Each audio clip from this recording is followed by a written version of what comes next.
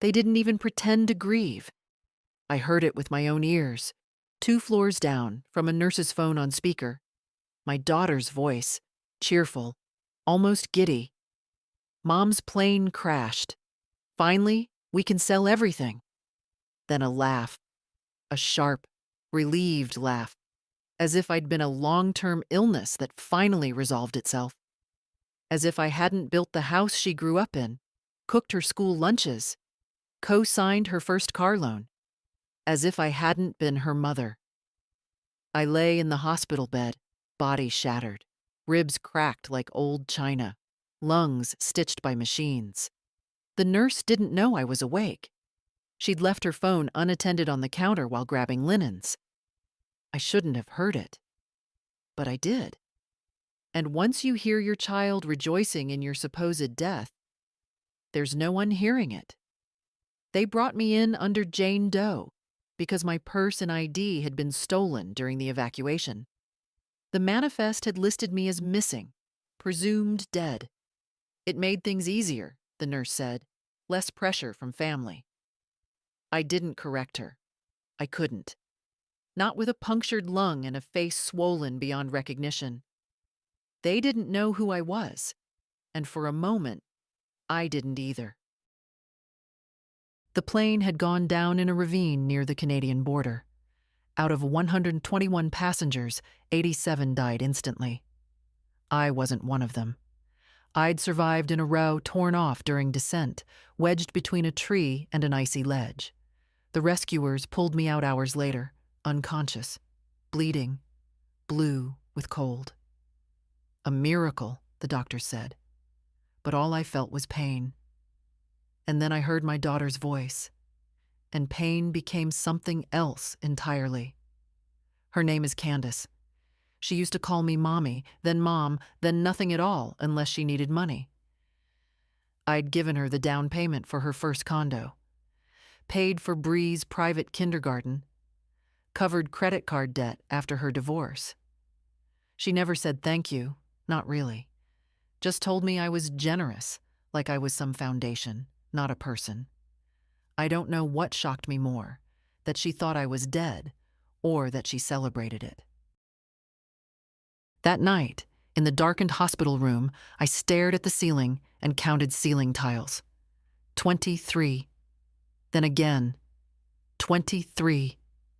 I couldn't stop shaking. My body hurt, but my soul ached worse. Every time I closed my eyes, I saw her face at 12, kissing my cheek before school. Where had that child gone? A man came the next morning. Suit, tie, polished shoes that didn't match the scuffed linoleum. He said he was from the airline. I could barely speak, but he smiled like I'd already agreed to something. They were offering settlements. Undisclosed amounts, he murmured. Time sensitive. He didn't know I was the woman with no family rushing to find her. No vigil, no posts, no crying daughter calling the hospital. Just silence. The nurse later told me Candace had already listed my house. Photos of the living room where I'd once held her during thunderstorms. The backyard where we planted daffodils when she was 6. She'd called it an outdated fixer-upper. My home. My life. There are many kinds of death. One is the body. The other is realizing you are no longer needed, not as a person, just as property. I lay in that bed and made a decision. I wouldn't tell them I was alive. Not yet. I let the man in the suit return, and this time I asked questions. About compensation, about process, about my rights. I had no teeth left to grit. I'd lost one in the crash, but I still had a spine. 3 weeks later, when I could sit up, they gave me a mirror. I barely recognized myself. Bruises like ink blots, hair matted, wrinkles deeper.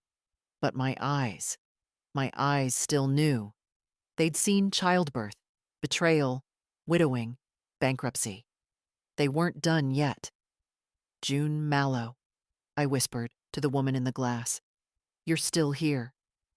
No obituary, no funeral, No daughter holding my photo with puffy eyes. Just a signature on a property listing and a voice saying, "Finally." That's when I began to plan. Not revenge. No, something colder. Justice. And I wouldn't raise my voice to do it. They moved me to a quieter wing once I could walk a few steps on my own. The nurses were kind but distant. The kind of kindness you extend to someone whose name you won't remember tomorrow. They called me Ms. Doe, offered warm broth and sponge baths, and avoided the question in their eyes. "Why hasn't anyone come for you?" I didn't ask them to call my daughter. I didn't ask for anything. The doctors said I was a slow miracle. "Most wouldn't have made it through the second night," one of them told me, flipping through charts without looking at me. "You're a tough one." I wasn't tough. I was stubborn. There's a difference. Toughness fights. Stubbornness endures. I'd spent a lifetime enduring. After 6 weeks, they released me into a rehabilitation center. Gray walls, cheerful volunteers, padded wheelchairs, and the occasional hymn in the common room. I stayed another month, relearning how to use a knife and fork, how to shower without help. I didn't let them know I was getting stronger faster than expected. I liked the silence. I liked that no one came asking questions. On paper, I was dead.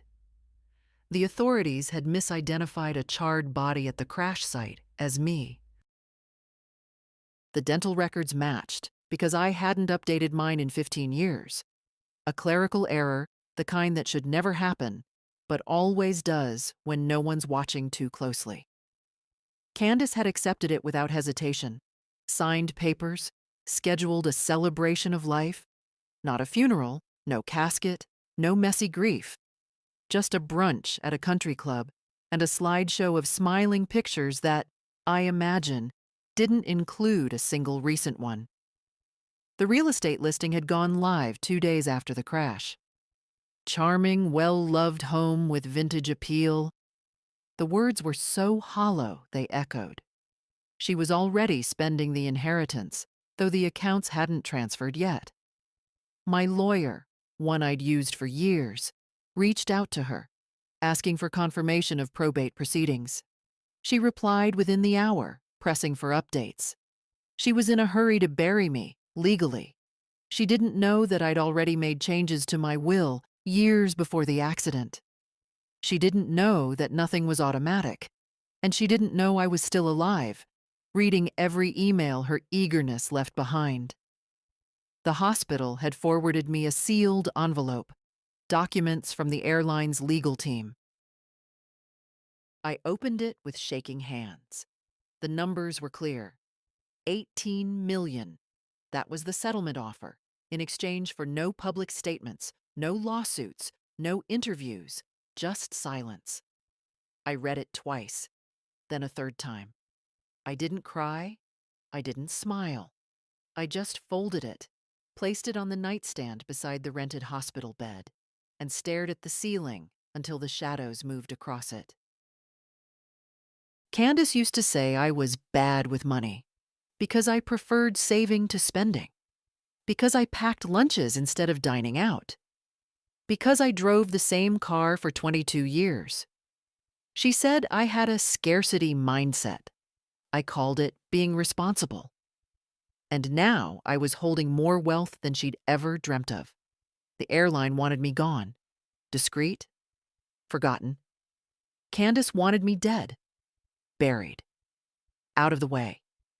I had no interest in giving either of them what they wanted. Instead, I made a phone call to the only person who had ever asked me how I was doing without expecting a deposit afterward. My lawyer, Marvin. He didn't scream when he heard my voice, just went silent, then said, "June, where are you?" "Alive," I replied, which is more than I can say for my reputation. We met 2 days later in a borrowed office in the city. I wore a scarf and sunglasses, not to hide, just to shield myself from the strangeness of the world moving on without me. He had tears in his eyes, I didn't. I was past that. I want you to accept the settlement, I said. But I also want control. Of course. And I want Candace nowhere near it. Not 1 cent. He nodded, lips pressed thin.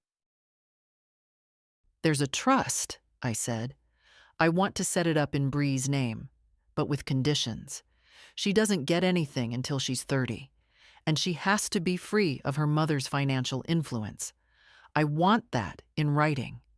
He didn't argue. And I want you to buy me time. A year, no obituary, no statement, nothing. Just delay and misdirection. You're planning something. No, I said. I'm planning not to be the fool who gave everything and was thrown away. He leaned back, studied me. You've changed, he said. No, I replied. I just stopped pretending.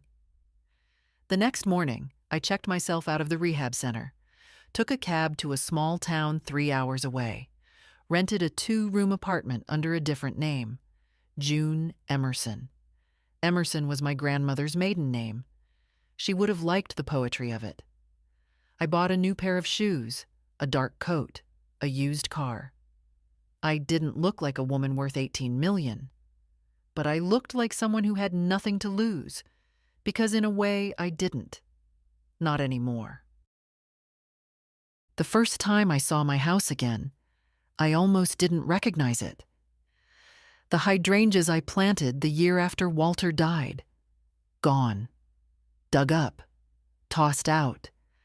Replaced by stone chips and something that looked like artificial turf. The front door had been painted a color I can only describe as fashionable beige. Even the wind chime was gone. The one Bree made in 2nd grade, strung with shells from that weekend at Myrtle Beach. There was a plastic sign in the yard. Under contract. I parked across the street, behind a delivery van, and watched a young couple tour the front steps. The man was pointing at the roof. The woman was laughing, gesturing, as if already placing imaginary furniture.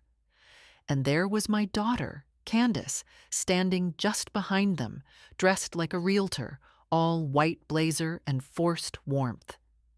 She didn't look like someone in mourning. She looked like someone closing a deal.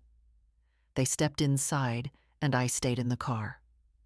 My hands clenched the steering wheel. I don't know what I expected. To see my old curtains in the window? A ghost of my former life in the frame of the porch? Instead, it all looked like a stage set, like I'd never been there at all. That night, back in the apartment, I opened the laptop Marvin had given me, new, untraceable, linked to a secure network, and logged in to the private folder. Inside, every email Candace had exchanged with the estate attorney she assumed was now fully hers. She'd sent him photos of furniture she wanted appraised. She'd emailed a moving company asking for a quote on storage. The old stuff can go, she'd written. Donate or dump. I scrolled through attachments, images of my dining table, my cedar chest, my mother's wedding quilt. Too shabby for resale, someone had replied. Will likely be discarded. That cedar chest was the only thing I'd brought with me when I married Walter. My mother gave it to me with her hands shaking, said, "This held everything I owned when I came west. Keep it close." And now it was marked for trash. Candace never liked that chest, said it made the bedroom feel old. She didn't want my memories. She wanted the square footage. 3 days later, I returned. Not to confront, not yet. Just to witness. To watch what people do when they think no one's looking. It was a Thursday. Warm, overcast. I watched Candace from a coffee shop window down the block. She pulled up in a silver Audi, made a call, sipped a green smoothie. Bree climbed into the passenger seat moments later. She looked tired, older, but still carried that same crooked smile she used to have as a girl. They didn't talk much, just sat there. Bree kept her arms folded. Candace gestured a lot, her voice rising, face tightening. I couldn't hear a word, but I knew that rhythm. It was the same one she used on me, whenever she wanted to make something sound like my fault. Bree didn't argue, just looked away. The Audi pulled off, and I followed. At a distance. I wasn't ready yet, but I needed to see. They drove to a storage facility. I watched as they unloaded boxes from the back. Candace had a clipboard. Bree had silence. And inside one of those boxes, I could see it through the open trunk, was a small ceramic figurine of a horse. The one I kept on my windowsill. Walter gave it to me on our 5th anniversary. When Candace lifted the box, she tilted it sideways. The figurine rolled, tapped the side, then vanished behind another box. She didn't even look. They left 20 minutes later. I parked behind the building, waited. When the manager went inside, I stepped out, walked calmly to the dumpster. There, in a pile of splintered wood and wrapping paper, lay a broken frame. My wedding photo. Glass cracked down the center, through Walter's face. I lifted it carefully, cradled it. My hands shook, not from rage. No, that had burned off. This was colder, more precise, a line drawn. She wasn't just getting rid of me, she was erasing me. I carried the frame back to the car, placed it gently on the passenger seat, looked at it. Really looked. We were so young. Walter had that dumb grin, the one he always made when nervous. My hair was too short, the veil crooked, but we were there. Real. We'd built a whole life from that moment. A child, a home, a business.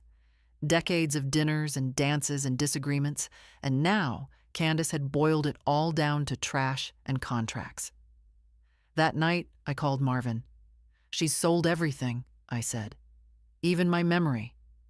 There was silence on the line. Then, "What do you want to do?" I watched the crack in Walter's photo. "I want a front row seat," I said, "to the life she built on my grave. And when the moment comes, I'll let her see me. Alive. Whole. Not to haunt her, but to remind her what she lost." The law was slower than grief, but far more exact. Candace had filed the petition for legal transfer of estate assets 5 weeks after the crash.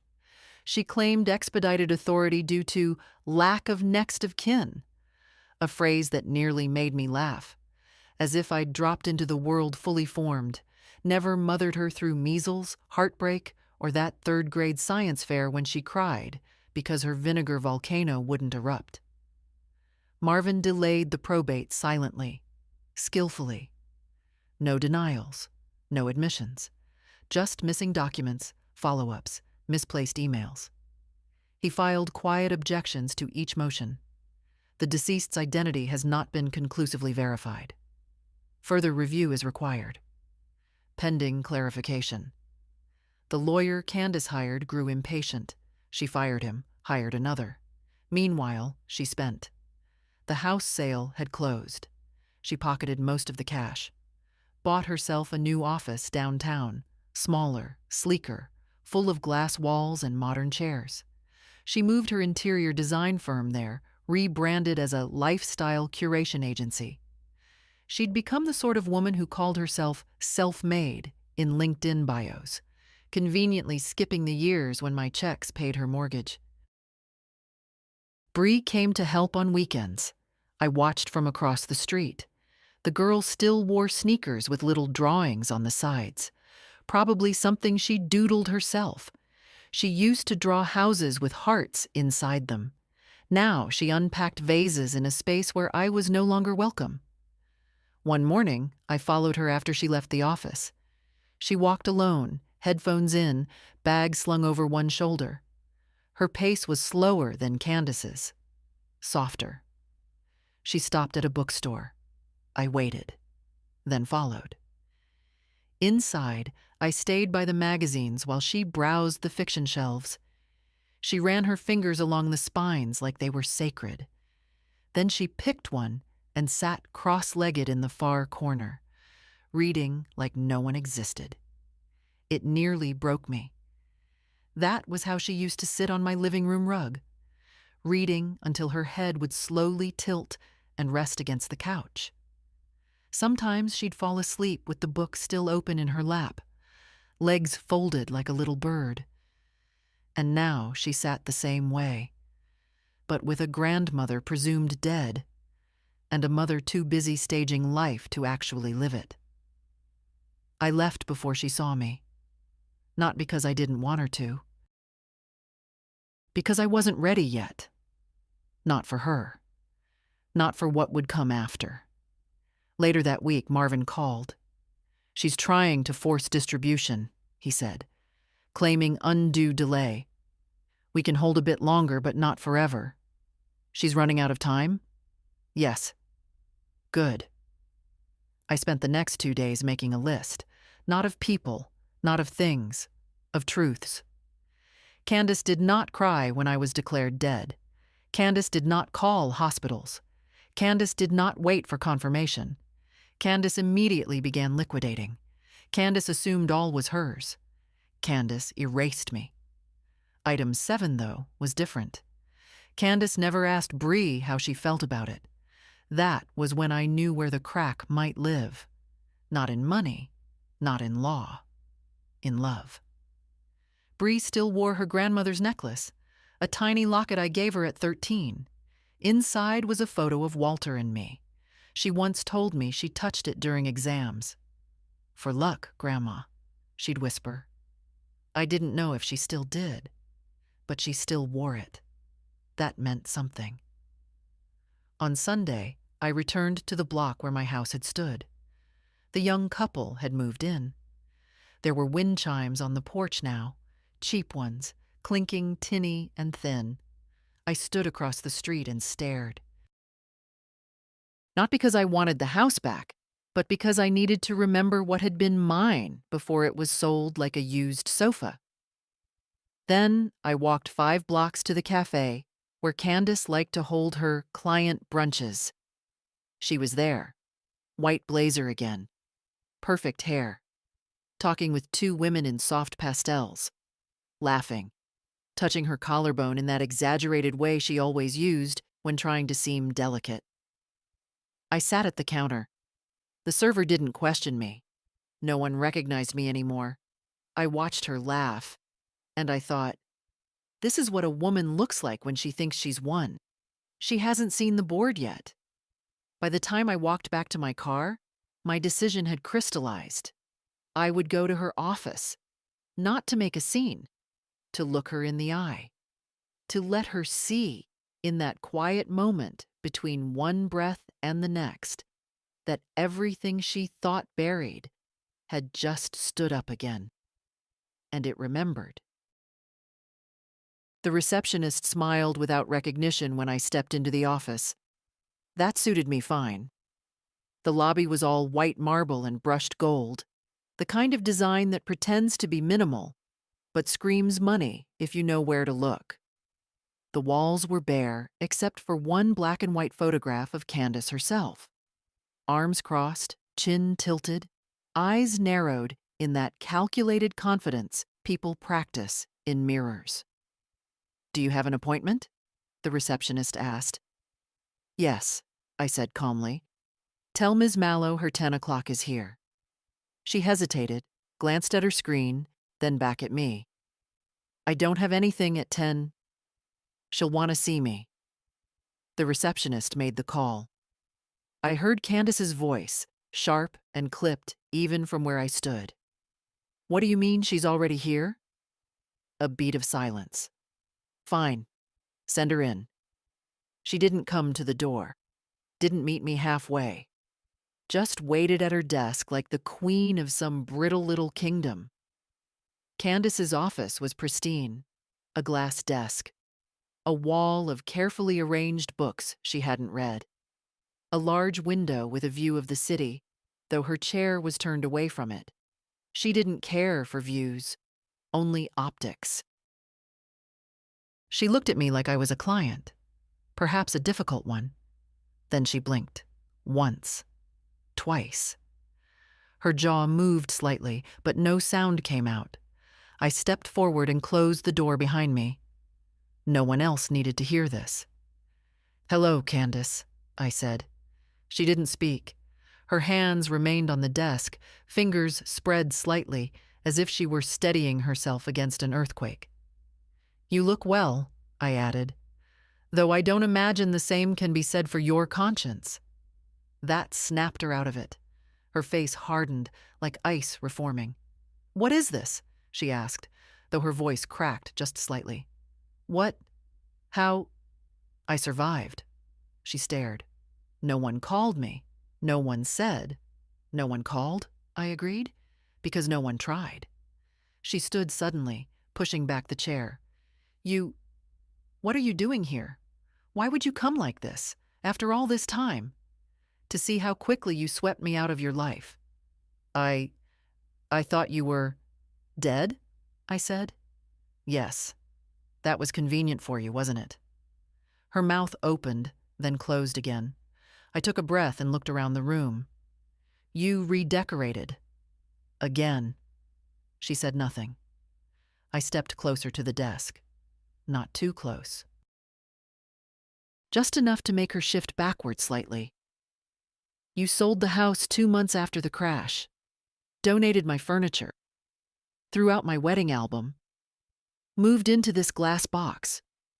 Told people you'd built everything on your own." Her lips trembled, but only for a moment. "I mourned you," she said, but her voice was empty. "I did. I just didn't know what else to do." I looked at her, really looked. Her face was flawless, tight at the jawline, not a wrinkle in sight. But her eyes were tired, not from grief, from fear. "You didn't mourn," I said softly. "You prepared." A silence stretched between us. "You weren't supposed to be on that flight," she said suddenly, desperate now. "You changed plans. No one knew. You didn't tell anyone, not even Bree. I left a voicemail the night before. You never called back." She looked down. "You just assumed," I continued. "Assumed it would be easy. That I had conveniently died and left you the pieces to arrange as you liked. That no one would check." "You don't know what it's been like," she said, suddenly angry.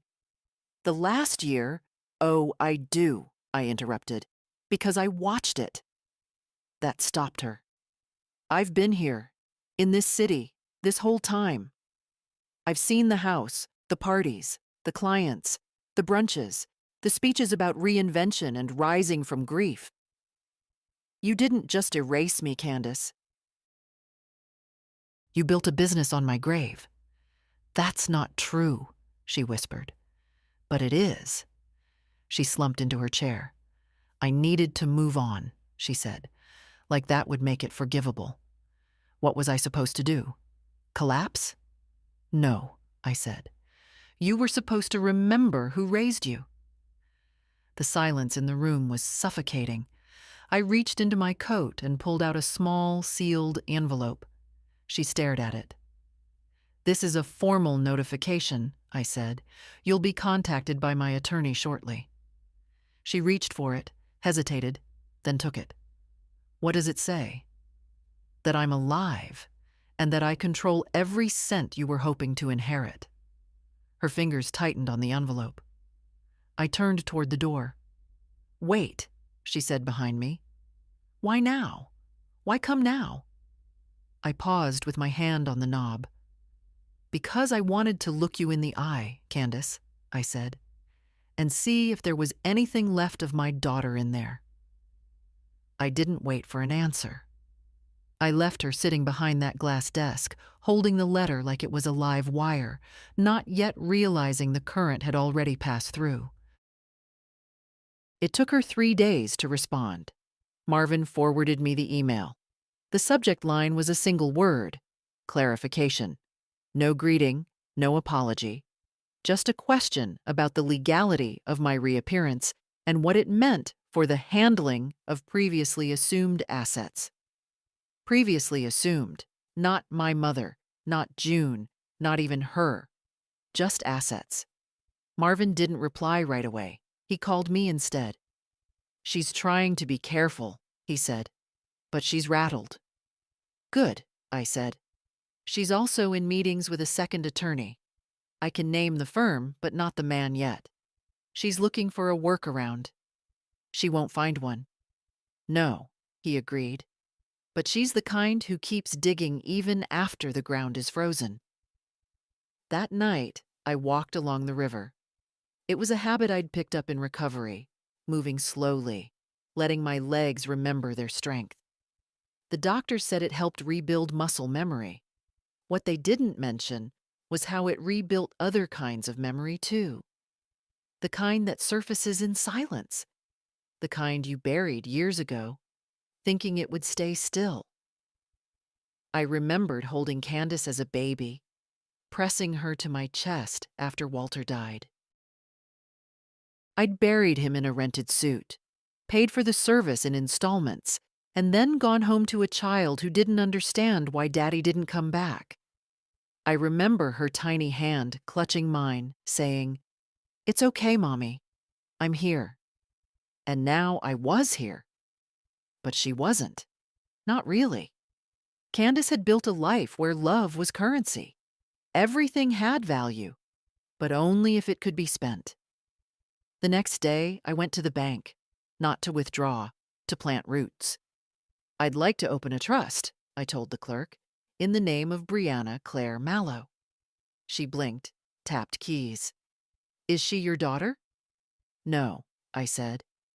"My granddaughter." The clerk smiled. "That's lovely. What kind of trust?" "One that protects her from everything she doesn't know she needs protection from." The paperwork took hours.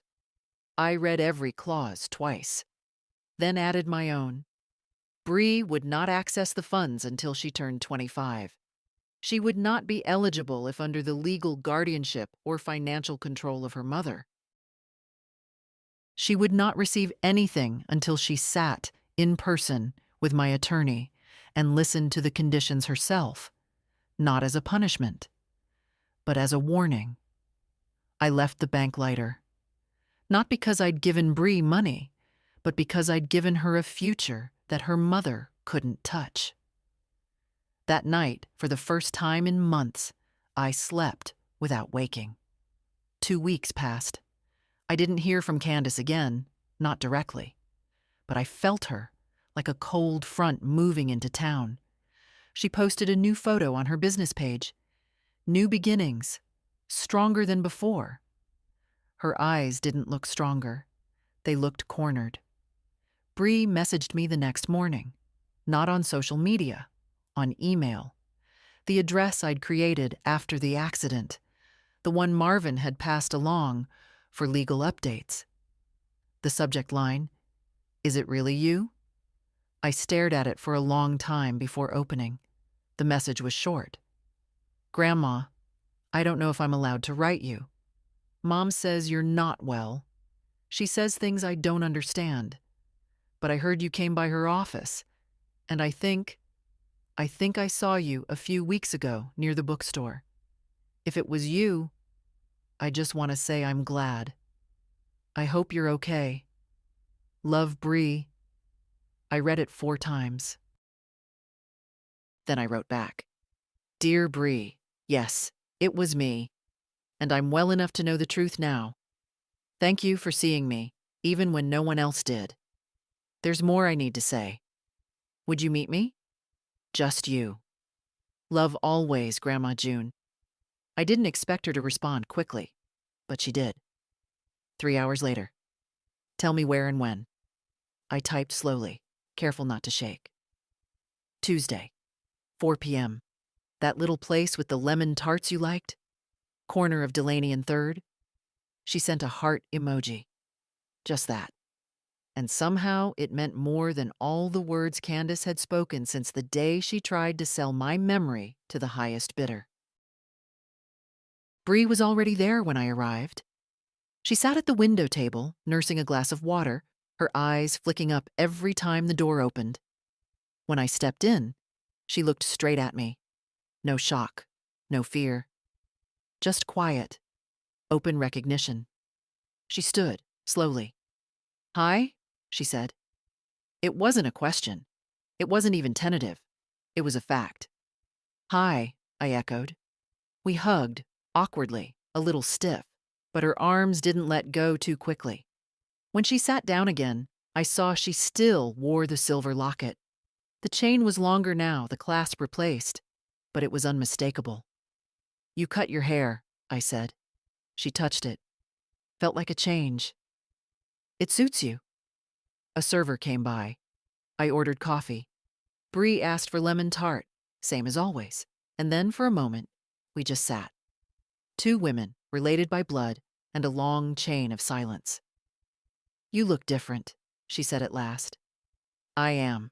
She nodded. "I figured." The coffee came. She took a forkful of tart but didn't eat it. Just pushed the lemon curd slightly off-center. "I didn't know," she said quietly. "I know. I thought, after the crash, I thought maybe it was a mistake. But Mom said everything was confirmed." She said she identified the remains. She didn't. I know that now. She looked up, finally meeting my eyes fully. She didn't grieve. No. She just moved on. Sold everything. Changed everything. "I know." Bree swallowed. "The house. Your things. She said you would have wanted a clean break. That she was honoring your memory by starting fresh." A bitter laugh rose in my throat, but I kept it in. "Do you believe her?" I asked. Bree shook her head slowly. "Not anymore." A pause. "Was it hard?" she asked. "Coming back?" "No," I said honestly. "Leaving was harder." She looked at me again, and this time her expression shifted. Less guarded, more curious. "So why now?" "Because I needed to know if I still had family left." She stared at me, blinked. Her lips parted just slightly. Then she whispered, "You do." It hit me harder than I expected. I took a breath. "Your mother, she made choices. I'm not here to punish her, but I'm not pretending either." Bree nodded. "She doesn't know I'm here." "I assumed." "She said you were dangerous, that you were unstable." "Convenient." "She's scared," Bree added. "She hides it well, but I can see it." "She should be." Silence again, but not uncomfortable. Finally, Bree pushed her tart across the table. "You always used to steal the lemon part and leave me the crust." I smiled. Still my favorite. "Figures." I took a bite. Sweet. Sharp. It tasted like summers on the porch, like Sunday afternoons when the world slowed down. "I've set things in motion," I said carefully. "Legal things. Financial things. I need you to understand what that means." "I'm listening." "There's a trust," I continued. "In your name, for your future. But there are conditions." Bree didn't flinch. "Go on." "You don't get anything while your mother controls your finances. If she files as your guardian, your custodian, your anything, it's void." "I'm 20, she said. "She doesn't control me. Maybe not on paper, but I've seen the patterns." Bree bit her lip. "There's more," I said. "You'll have access at 25, not before. You'll need to meet with Marvin. Review it. Sign it with full understanding." She nodded slowly. "And if I don't?" "You walk away. No money, no pressure. Just your choice." Her shoulders relaxed, just a little, like she'd been bracing for something worse. "Why me?" she asked. "Why still give me anything at all?" "Because when I was gone, you were the only one who noticed." Tears sprang to her eyes, quick and sharp. but she blinked them back. "I missed you," she said. "So much. But I didn't know how to say it. Mom made it hard." "I know." She leaned forward, voice low. "She'll be furious when she finds out I met you. I'm counting on it." Bree actually laughed, a short, real sound that made me feel 10 years lighter. We sat there a while longer, just sipping coffee, eating tart. Two people separated by lies, stitching something back together in silence. Before she left, Bree reached across the table and took my hand. "You came back," she whispered. "I never left," I said. And this time, when we hugged, it wasn't awkward at all. Candace didn't know I was there. She sat at the back patio of a restaurant near the financial district, beneath a heater lamp that gave her skin a soft orange hue. Across from her was a woman I recognized, Deborah Lang, an old college friend turned real estate attorney. She used to come to our house when Candace was in high school, always talking fast, always chasing something. I'd asked Marvin to check her calendar. She was meeting Deborah for drinks. "Strictly business," he'd said. I wanted to see what that meant. So I arrived early, found a spot at the far edge of the patio, half shielded by a potted fern. Dark glasses, neutral coat, hair tied back. They didn't notice me. Deborah spoke first. "Are you sure you want to do this?" "I've waited a year," Candace replied, sipping from a thin glass of white wine. "She doesn't get to just show up and reclaim everything. She's alive." Candace's laugh was tight, dismissive. "Barely. She looks like someone else, acts like someone else. I don't know what she wants, but I know what I'm not going to do." Deborah leaned in. "It's not about want, Candace. She's your mother. She's legally entitled." "No," Candace interrupted. "She was entitled. Then she disappeared. Now she's just a disruption." I watched her face as she said it. No tremor. No second thoughts. Just clean, practiced certainty. "You don't get to vanish for a year, then act like nothing's changed," she continued. "I built everything in that time. The firm, the brand, the story, the sympathy. I can't undo all that just because she had the nerve to not die." Deborah looked uneasy. "You sound, what, practical?"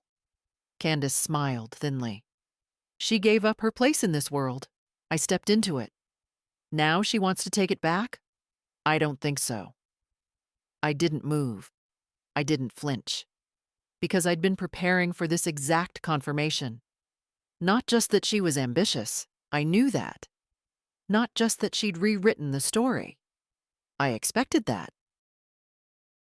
But that she saw me as inconvenient, a barrier, not a mother. That was the final lock clicking shut. "She's planning something," Candace went on. "I can feel it. Bree's been distant. She asks questions."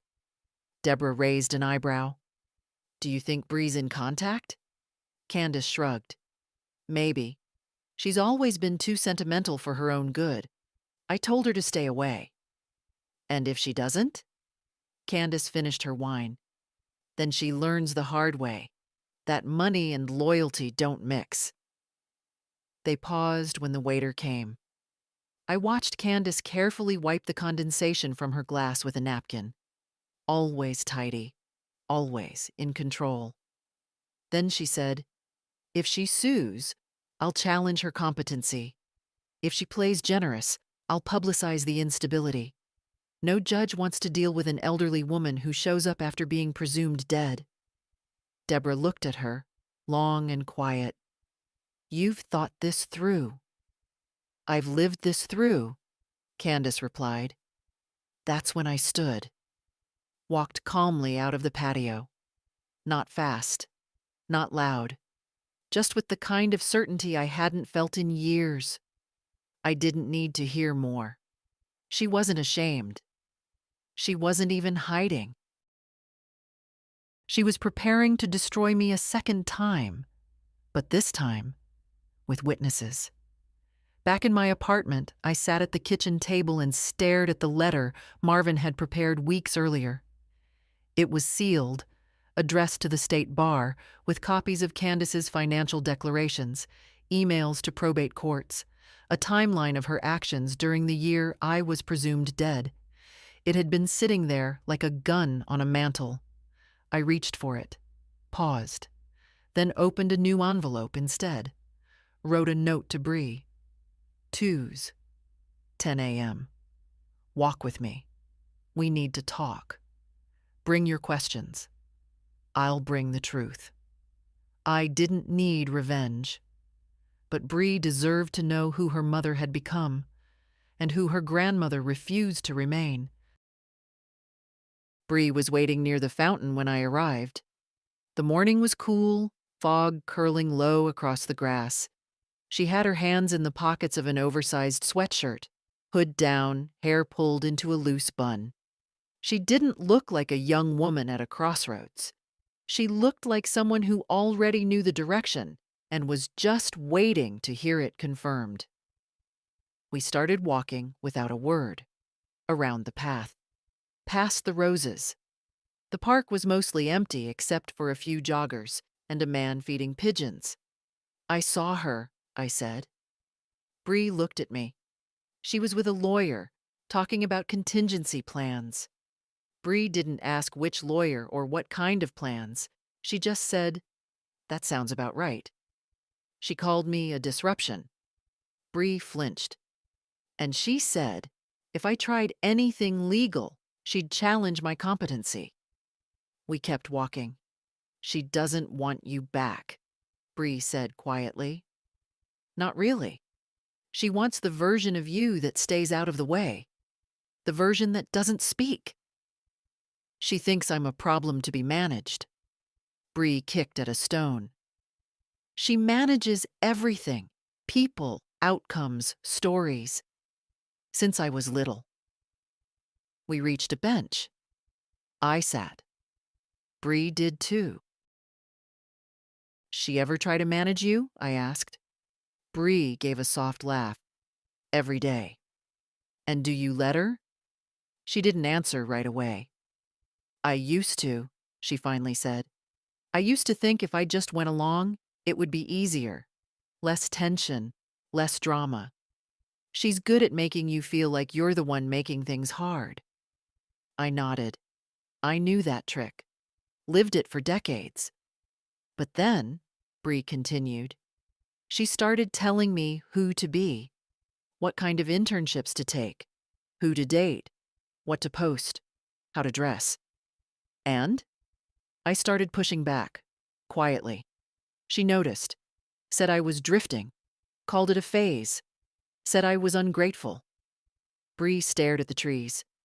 "She said the same thing about you, after the crash, that you were difficult, controlling, emotionally distant, that the house felt like a weight." I didn't respond. She told people she was relieved, that she could finally breathe. I remember thinking, that's not grief. "No," I said, "it's not." A squirrel darted past the path. Somewhere nearby, a child shrieked with laughter. Bree looked at me again. "So what now?" "I told you about the trust." She nodded. "But there's more than money involved." "I figured." "You'll have to choose," I said. "Not sides, not between me and her, between what's true and what's easier." Bree tilted her head, thoughtful. "That's not hard." "Isn't it?" She met my gaze squarely. "I used to think keeping quiet was loyalty," she said. "Now I think it's just permission." I almost smiled. "Smart girl," I murmured. Bree reached into her pocket and pulled out her phone. "She's going to come after you," she said. "I think she already is." "I'm not worried." "She'll say you're unstable, that you disappeared on purpose. She'll twist it." "I've survived worse than her narratives." Bree glanced down, then back up. If it gets ugly, what do you want me to do? I thought for a long moment. Stay clean, I said.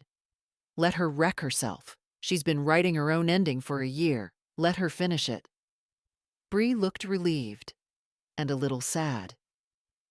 Do you ever miss the version of her that loved you? I didn't answer immediately. Then, I miss the version of her that didn't need to win all the time. Bree nodded slowly. I'm going to move out, she said, almost as an afterthought. I've been saving. A friend of mine needs a roommate. It's not much, but it's mine. I reached for her hand. She let me take it. I'm proud of you, I said. Her eyes shimmered, but she didn't cry. Neither did I. We just sat there, the two of us, in the stillness of the park. Not plotting, not hiding, just claiming space. Together. And somewhere far off, I imagined Candace pacing, dialing, demanding, trying to rearrange the story again. But this time, she'd find the ending already written. And it wasn't hers. The second time I walked into her office, I didn't wait for an invitation. The receptionist looked up, startled. She must have remembered me, perhaps not as a name, but as the woman who'd arrived weeks ago and left something behind that made the walls tremble.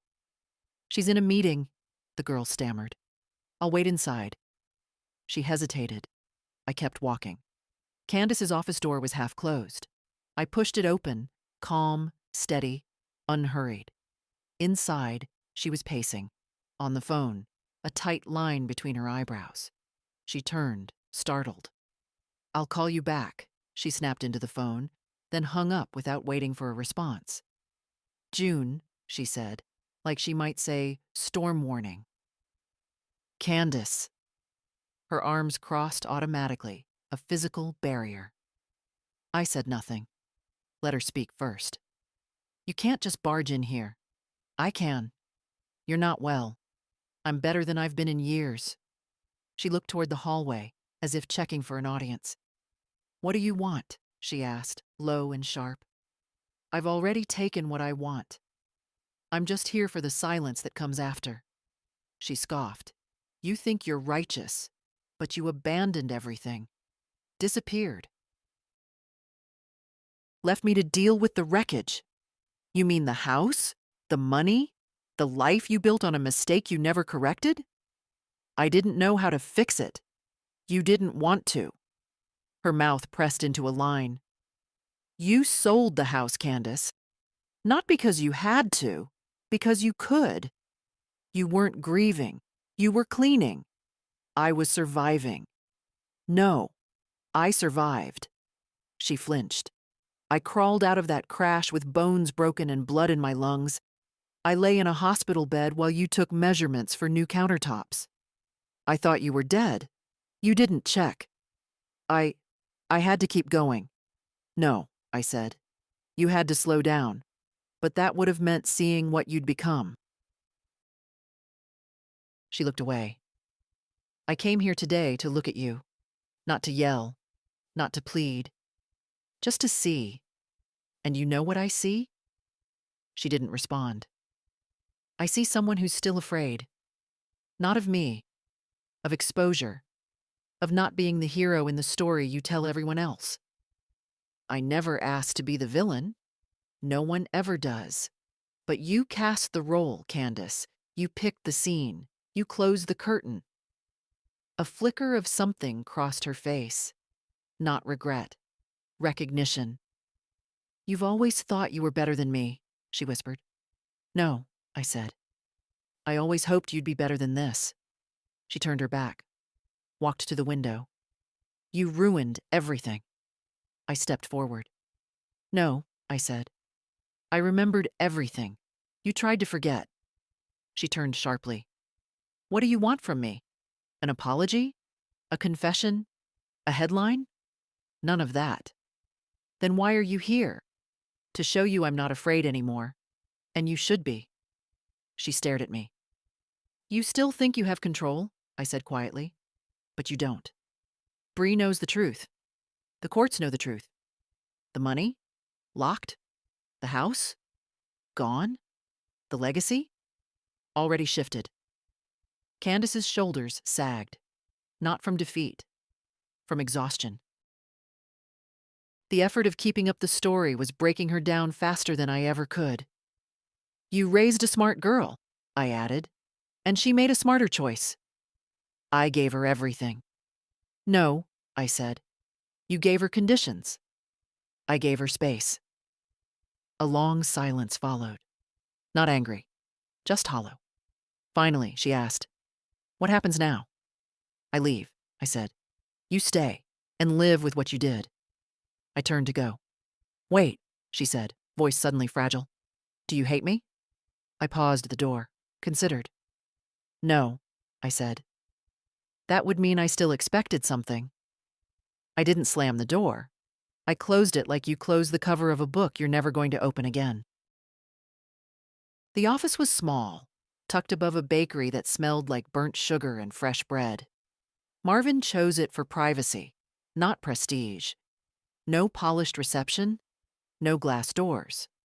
Just a heavy file cabinet, a pot of coffee that had been sitting too long, and a man who had known my signature longer than most had known my name. He stood when I entered. "June," he said simply. "Let's begin." He didn't offer small talk. He knew me better than that. I sat down. He opened the folder. "Here's the trust," he said. "Amended to reflect your final stipulations. It will be irrevocable upon your signature. The sum—" "I know the sum," I interrupted. "What matters is what comes after." He nodded. "This document establishes the June Mallow Foundation for Transitional Women," he continued. "Mission: to assist women aged 50 and above in regaining financial and legal independence after spousal loss or family displacement." I read the clause again. "Add a line," I said. "We help the ones no one checks on." Marvin smiled briefly. Done. He flipped to the next section. "Regarding your estate, property, residual assets, investment accounts, all shall transfer to the foundation, excluding the trust designated for Brianna Claire Mallow." He paused. "You're sure?" "Yes." "She'll inherit directly?" "At 25. No earlier. No exceptions." "And Candace?" "She receives nothing. Not in cash, not in kind, not even mention." He didn't blink, just made a note. I signed the first document, then the next.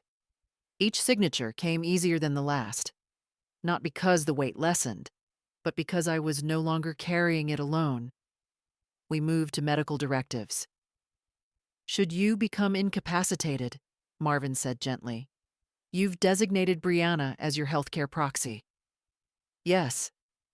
"And power of attorney?" "She'll have it when she's ready. Until then, you hold it." He nodded. "And if Candace challenges any of this?" "She can try." He smiled again, not wide, but enough. We moved on.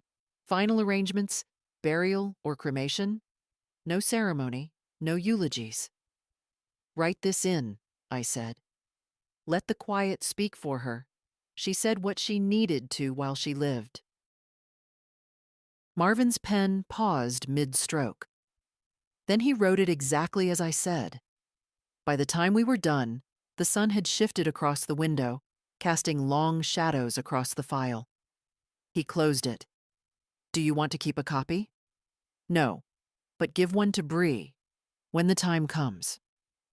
Marvin folded his hands on the desk. "You're certain about all of this?" "Yes." "It's generous. It's intentional." He leaned back, looked at me with something like respect.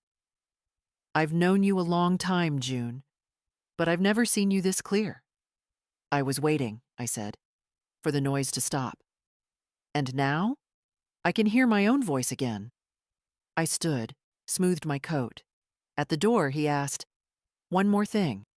If Candace tries to apologize?" "She won't." "But if she does?"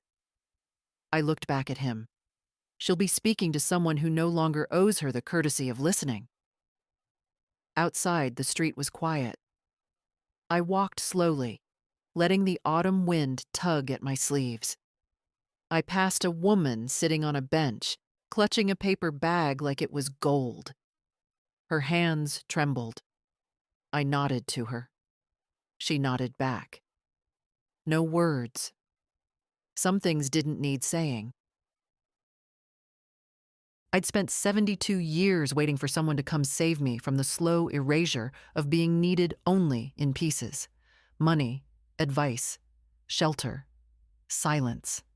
And now?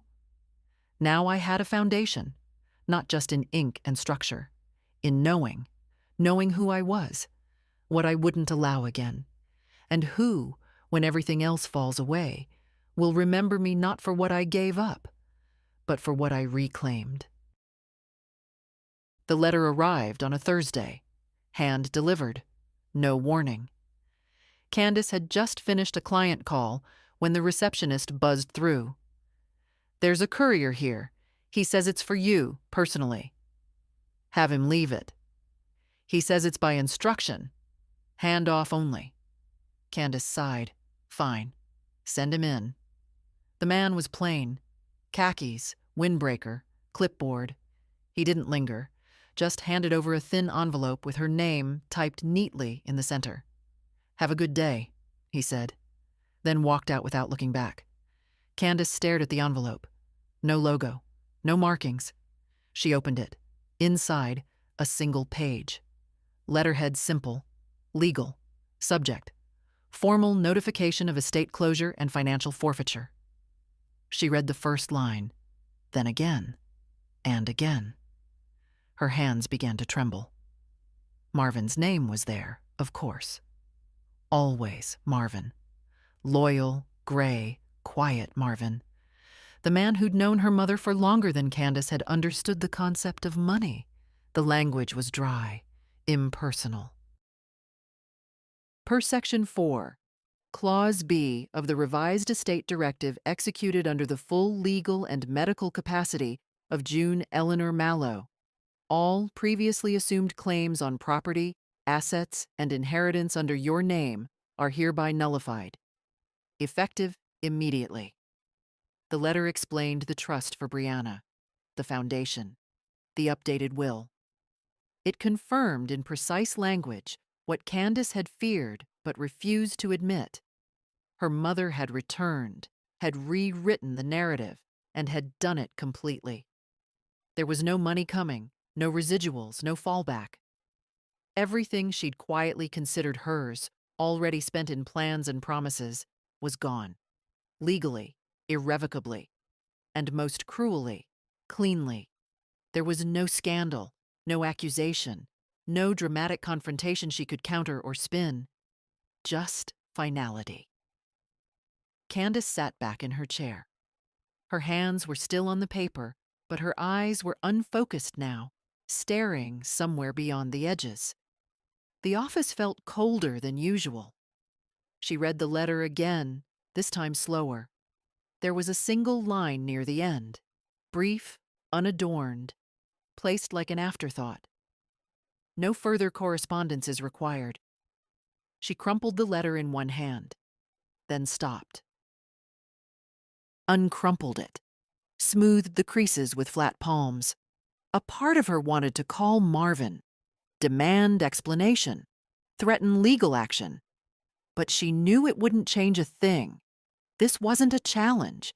It was a conclusion. And conclusions couldn't be undone with posture or pressure. She sat there for a long time, long after the office emptied for lunch. The clock ticked. Her phone buzzed. Her laptop blinked with reminders. But she moved only once. To open her drawer, pull out a small, square photo in a cheap plastic frame. It was the only one she still kept of the three of them. Walter, June, Candace at 7 on her mother's lap, grinning with missing front teeth. She stared at it, not with nostalgia, but with an emptiness that finally had form. She had won so quickly, and lost so thoroughly, and no one, not a single soul, was coming to explain why, because she already knew. The house looked smaller now, not because it had changed, but because I had. Something about survival shrinks the myth of place. You start to see not the size of the rooms, but the echo in them, the weight of who spoke loudest, the silence you once let settle in the corners. I parked across the street, same as before. No tinted windows, no disguise. I didn't care who saw me. A new family lived there now. Young couple, child, tricycle in the yard, a soccer ball under the bush. There were curtains in the window I never would have chosen, floral with too much yellow. A ceramic rooster perched on the porch rail. It made me smile. I didn't come to trespass, or to speak. I came to remember without mourning. I watched the mother step onto the porch. She called a name I didn't catch, something short and sweet, and the child, maybe 4 years old, ran out with wild hair and socks that didn't match. She laughed, that big, clumsy laugh children make when they're not trying to be charming. For a moment, I saw Candace, 3 years old, running through a sprinkler in this same yard, water in her eyes, screaming with joy. And then I remembered the night she was 16, yelling at me from the porch steps, saying I didn't understand anything, that I made everything harder, that she couldn't wait to leave. Both memories lived in this grass. Both belonged to me. I didn't look away. The front door had been repainted, sage green, the number plate replaced, my wind chime gone. But the porch creaked the same when the woman stepped inside, child in tow, leaving the door ajar just long enough for warm music to spill into the air. I exhaled. I had planted roses along the side fence once. There was no trace of them now, just mulch and a row of new shrubs that looked too orderly for this kind of home. It didn't hurt. It didn't need to. I wasn't here to reclaim anything. This was no longer my house, but it would always be the place I became someone no one expected me to be. A wife, a mother, a widow, and eventually, a woman who chose to stop disappearing. I stepped out of the car, walked across the street, stopped just before the driveway. No need to go further. I stood there, looking up at the window that used to be my bedroom. I remembered the sound of rain against it, the hum of the old fan. Walter never got around to replacing the quiet, the long, aching quiet of someone waiting to be thanked. But no one owes you gratitude for what they never saw you lose. And maybe that was the hardest part, not being unloved, but being unseen. I reached into my coat pocket, pulled out a photograph, an old one, faded at the edges. It was me on the porch, barefoot, laughing at something Walter had said, with Candace curled in my lap. Bree must have taken it, too young to frame it right, but still catching what mattered. I crossed the driveway, placed it gently under the mailbox, weighted with a small, flat stone. Then I turned back. I wasn't leaving a message, just a fact. I had been here, and I no longer needed to prove it. As I walked away, the breeze shifted. The new wind chimes played a different tune than mine ever did, lighter, almost sharp.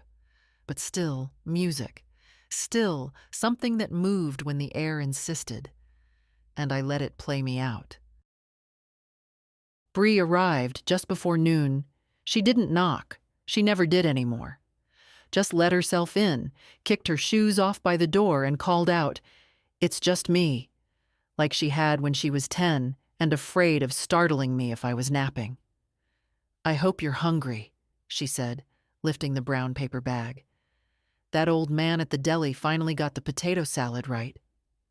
I was already at the table, 2 plates out, forks aligned like I still cared about symmetry.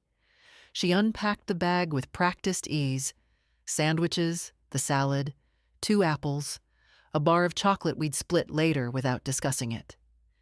She poured water into mismatched glasses and sat across from me like it was any other Tuesday. I didn't say much. Neither did she. That was the beauty of it now. What used to be silence between us had become ease. We ate slowly, no rush. She told me about a class she was taking, art history, something elective, something that didn't count for anything except my own joy. I told her that was the only kind of learning worth anything at all. "You sound like a fortune cookie," she said, smiling. "You sound like someone finally doing what she wants." Maybe I am. We didn't talk about Candace. Not because we were pretending she didn't exist, but because, in that moment, she didn't matter. I watched Bree tuck her hair behind her ear, saw the way her hands moved when she talked, still expressive, still bright. Her face had changed just slightly in the past year, less soft, more deliberate. But the girl I'd once read stories to was still in there, just taller now, and wise in a way I'd never been at her age. After lunch, we went out to the small back patio. I kept a few potted herbs there, nothing ambitious, just mint, rosemary, thyme, things that reminded me of seasons and purpose. Bree knelt beside the largest pot. "This one needs water." "I know. You're letting it dry out. I was waiting for you to notice." She looked up, smirked. "You're annoying. You're slow." She laughed, then went inside to fill the watering can.